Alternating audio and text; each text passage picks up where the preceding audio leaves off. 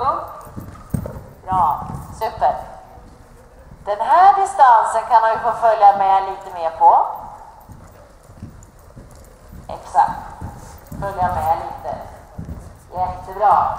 Och nu organisera mer. Sätt tillbaka mer. Så du känner att de kommer på bakben. Och så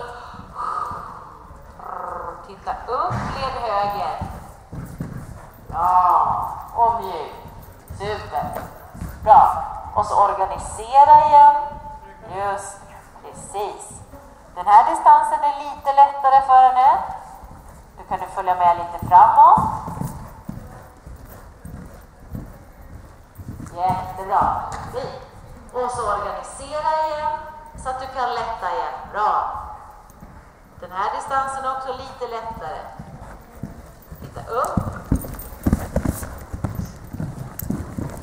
Okej. Vända fötter.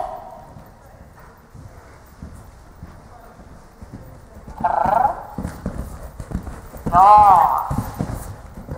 Just det. Organisera igen. Just det. Bra Matilda. Byt varv och byt galopp och så hoppar du 4 språng igen. Där